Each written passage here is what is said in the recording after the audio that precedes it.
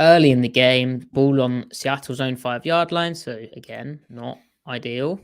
And they're in this look, and they run guard tackle wrap. Now, let's just play through the play. This is an example of kind of the offensive line struggling, but also Walker being a rookie, where, you know, there's a world where he can actually set these kind of blocks up where they pull the backside guard and the tackle, but he kind of runs himself out of the potential play. Also, the Kansas City linebackers, they play super physical, really thick. They look to kind of take on the block aggressively. They don't really spear or turn back blocks. They sort of just run through them, like in a, you may have heard it called dent style. And here Willie Gay absolutely dominates his block, which I think gives Walker some pause. But really, he should be going one-on-one with a safety, not like outrunning his block to the corner here. If he paces this out to the first second level blocker that the guard, I think Damian Lewis, picks up, that guy doesn't. I mean, he narrows his path too, and that doesn't let him get front side shoulder on Lewis. So really, it's a case of, they need the really fast running back to go slower and tempo his steps out, pace it out better. We'll let the blocks happen first and then make your decision. Because they have 6 blockers, 7 gaps, and the Chiefs are playing gapped out with a corner in the fit and a safety coming from depth in the fit as a primary fitter. So the angles don't favor the Chiefs. Like, I don't get. I mean, Gay does well because he does play the 1.5 gaps with the first pull. He dents it real thick. Yeah, I mean, Lewis could have done a better job for sure, but yeah, Lewis, I don't think he expected this. I think he thought the linebacker would actually fit on his outside, and the fact that he sort of fitted head up with his head dipping inside, he took out, played 2 blocks here, which is why like the defense does this approach. Cross coming round from the tackle positions, coming out for the corner. There is a world still where Walker, even with Gay playing this well, if he slows down, he can cut basically off Gay, where if he ends up inside or outside. But because he just, as Griff says, he didn't tempo his run, he ends up sort of outrunning both blocks. And this is an early play, but it's sort of Walker seeking out the kind of home run to the outside, and sort of playing at 1 speed, which becomes a kind of recurring theme in this game. So this is just like 6 minutes left in the first quarter on a 2nd and 6. So Seattle started moving the ball after being down 7-0. Seattle's in a pair trips formation, and they shift Colby Parkinson into like an I-form kind of look. They experimented a bit with different guys at fullback this game. I guess the reason was as maybe like a tendency change up. It'd be nice if they had a real fullback. It really would. Now, and they're kind of experimenting with Derek Young in that vein, but yeah, they are. We don't see that here, obviously. No. So here, Parkinson comes into the backfield, and it's basically weak wide zone with Parkinson as a lead block. If we just watch that play out, Parkinson gets on the linebacker, and Walker, Parkinson gets stoned, and his block in this game was really poor. He just can't block very well. He's not very physical. He doesn't get low. His pad level's wrong.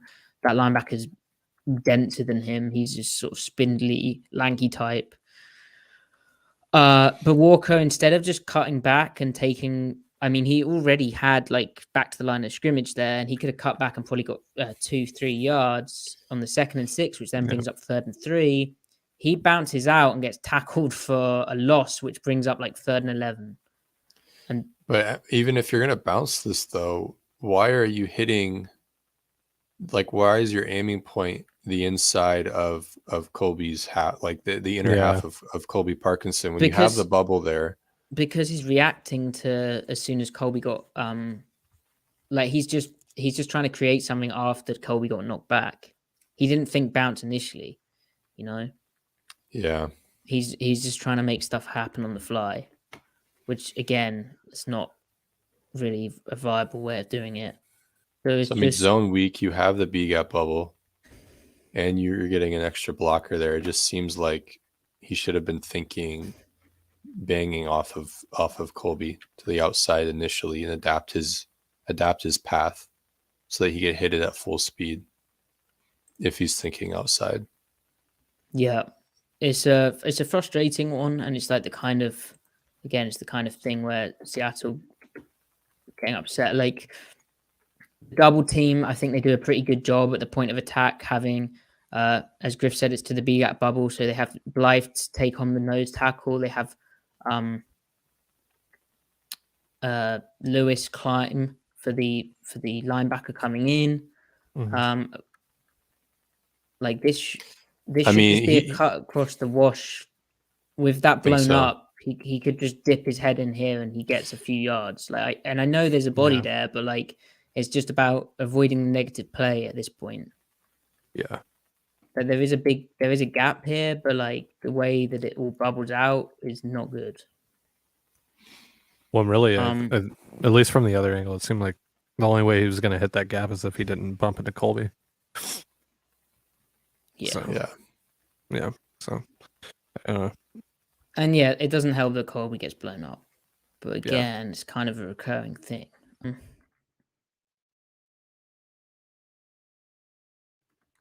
Oh, so this is duo where Walker, I mean, he's not tempoing, but he manages to bounce out of it well.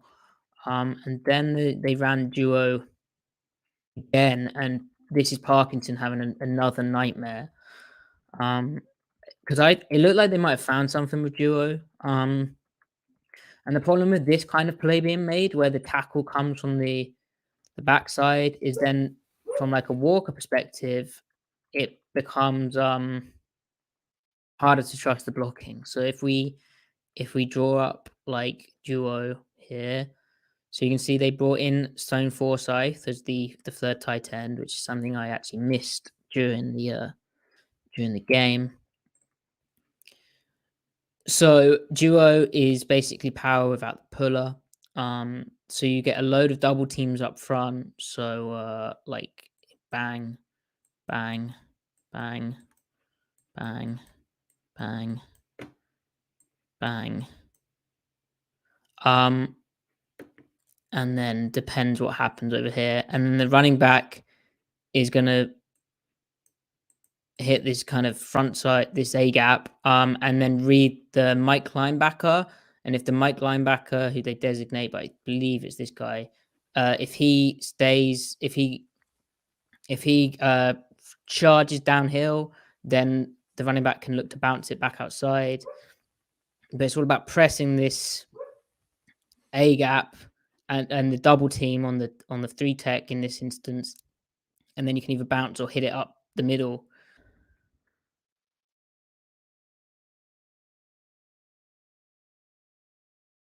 Parkinson goes to double Forsyth's guy, and Disley gets an inside move from that edge, and that ends up being the guy who makes the tackle. The guy Disley thought Parkinson was going to help on. That doesn't happen. It would be interesting to see what Walker has done. But if you look at the end of the play, Disley's upset with Parkinson, or he's having a word with him like, "Hey, I thought you were there." Right. Look, they're having an argument. Yeah. Now, the thing which is interesting and a bit sad, I guess, is because of that penetration they allow front side, which like that'll kill duo. Like if you're playing defense against this, you want the kind of penetration to kill it, penetration front side. And if you see here and you pause it, I think I got the wrong mic. This guy, 42 is the mic. So this guy's come downhill, right? Walker could have, if we didn't get this penetration going on, Walker could have pressed this double team. Imagine Parkinson's stuck here, right? Yeah. then Walker can press up here, and then he can run off up here. Bounce it. Yeah. But because of the penetration, it kills it, and he has the bubble. He ends up going like this, and then having to zigzag back in.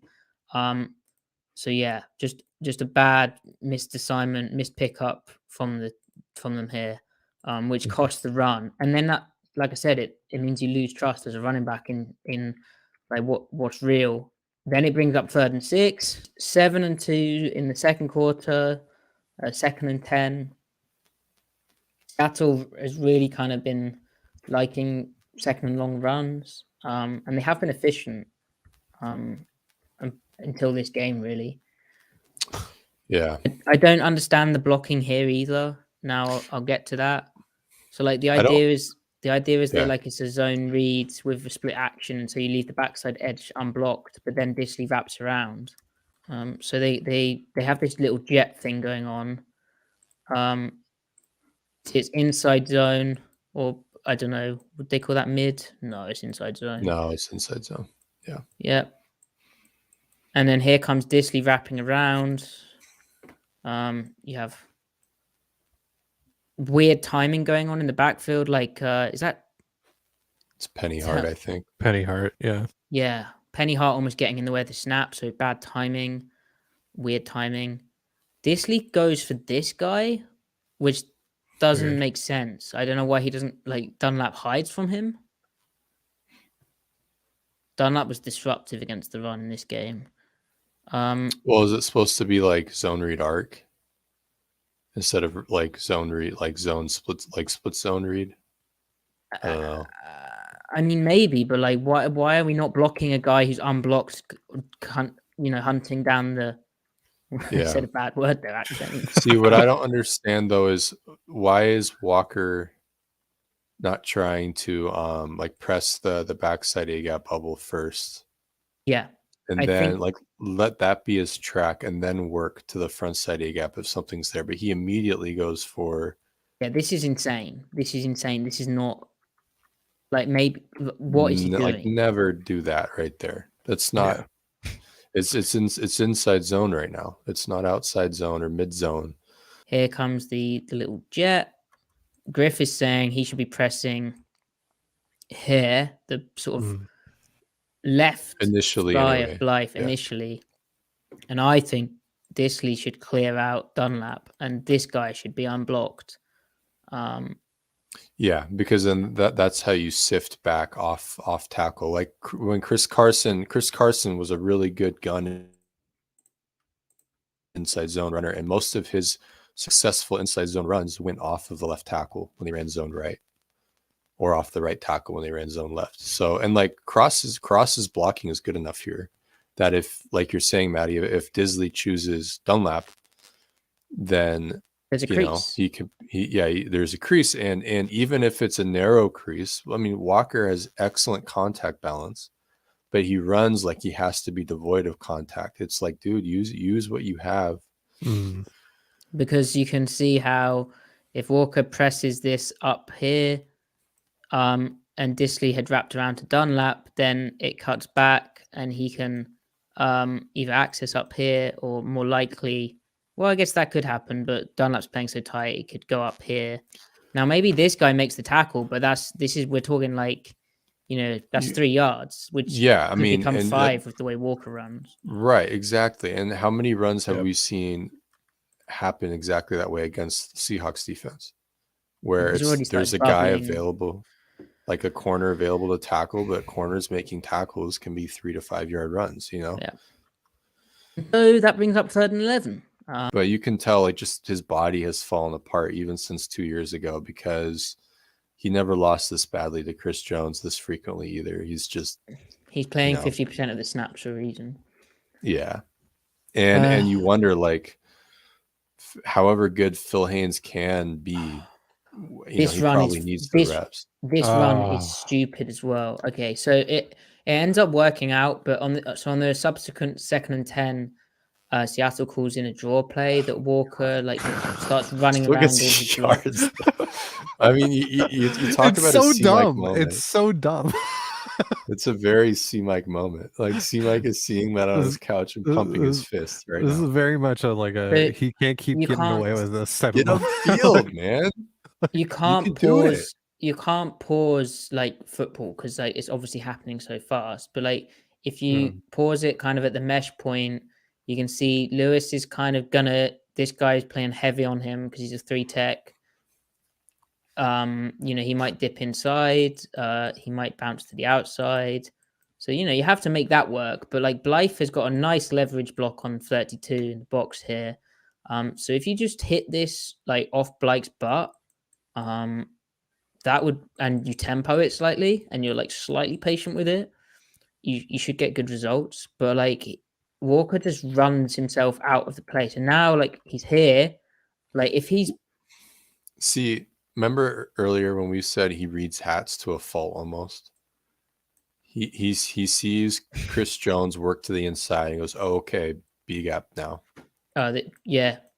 He should be thinking front side immediately. It's like he processes too fast. Yeah, because if you, it's a good point. Because if you wind it back, like I think his process here is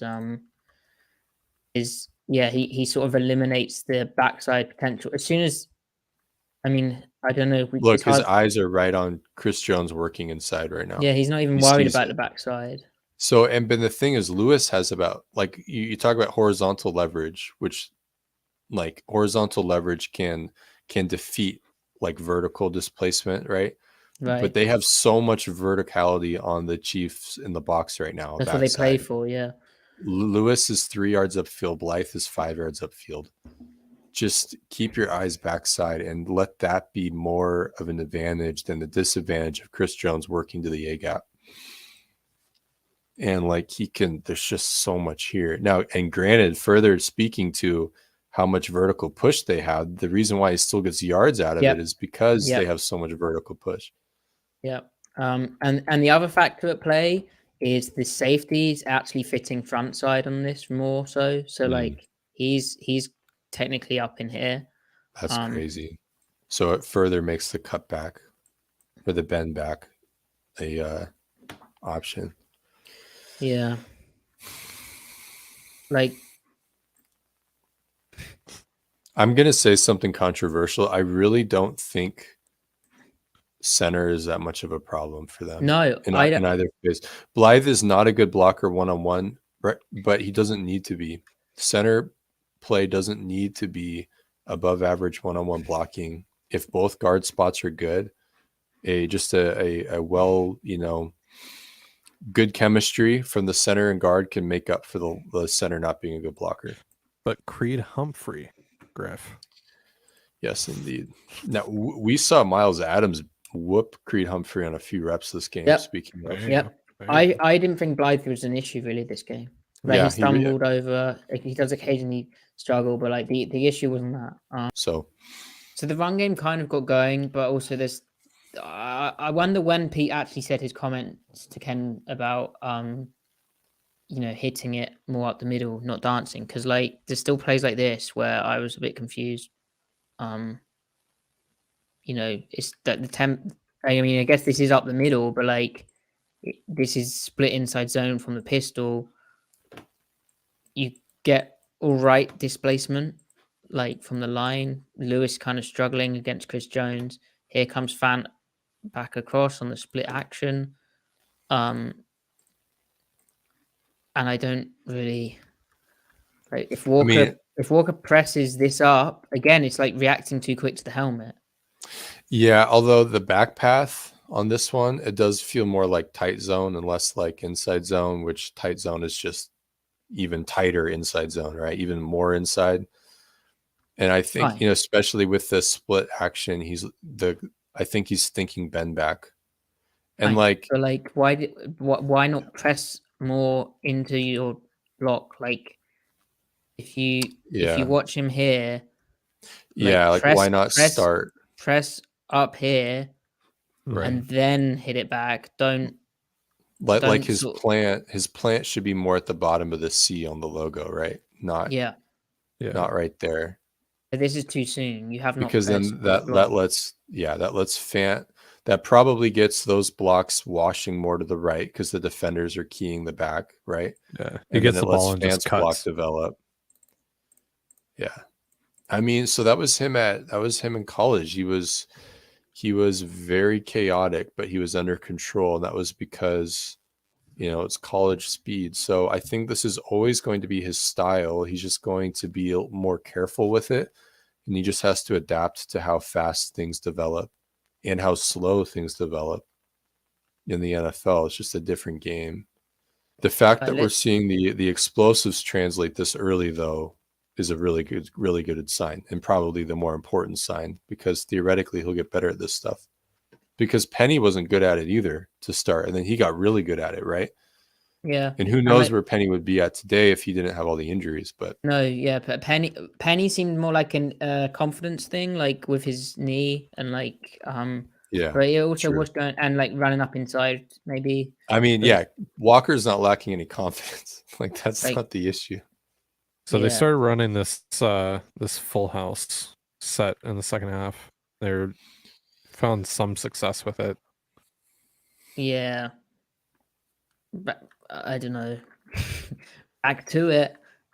Yeah. I mean, it means that they played. Well, it's a great formation for them because the fact that he can bend that back all the way back, because most guys would hit that inside of cross. Like 2 players in the NFL can do this. Yeah, him and Penny, right? Like seriously, it's maybe Saquon like 2 years ago. I don't know. Yeah, like that's insane. That's insane, and that's why he's borderline first round pick. Right? He wasn't, but like that's why he's a top 50. Was he a top 50 pick? Yeah. Yeah. He was 41. Yeah, that's why he's a top 50 pick because of this, and running backs do sometimes have their growing pains. It's just knowing when to do it and when not to. Right. I mean, this is stupid. But this is clearly like when you do it, because I don't think he makes a wrong decision here. It's not like, oh, he made the wrong decision, but he can make it happen. That's Walker. Like, no, this is kind of, yeah, he could have hit it all the way up, but he's feeling how horizontal the wash is. And their over pursuit here. This corner's shown up. The front side corner showed up fast. They've got some blocks coming up here, but maybe you could cut it up here, but this guy's coming over pursuing. So then it's like, whoa, hold on. And then he's just special. Like, I don't know. This next game is going to be interesting. Just to see, is it sustainable? Has he fixed something? Has he found something? Yeah. Look at Gino. And I think the reason why they're calling so much inside zone is to try to keep him locked. Yeah, and more gun. Yeah, and to make him think more narrow, in his path, more upfield in his path. Go ahead. Big thing was they avoided less negative plays. That's great running right there. There's good blocking. Look at him pace this out. He doesn't just run a straight line. He's not running a beeline for the bubble. He presses the butt of the center, and then he slowly fans out to the B gap. Yeah, this is what we're talking about. Lewis is blocking well. Yeah. Yeah, this is what we're talking about when we say about pressing, and it does help them that second and 16. So it does help. That does help them, but this is what we're talking about when we say about pressing the double team. Like a lot more of this was available earlier in the game, and it's great that he eventually figured it out, because it does demonstrate, like, as overall lackluster the blocking was, there was still more on the bone that he left out there. He's still up, and now he's cut. And now he's pressing, and now he's bouncing it, banging it technically. Yeah. And then look at Cross's kind of like front side fan block. He's good at that. Like a kick out. Yeah, that's all he needs to be. Like, that's all they need, especially at the left tackle. The right tackle matters more, because you're going to be running zone left more often, so that you can boot to the field to the quarterback's, right hand side. So you just need kind of blocking like that from Cross. Yep.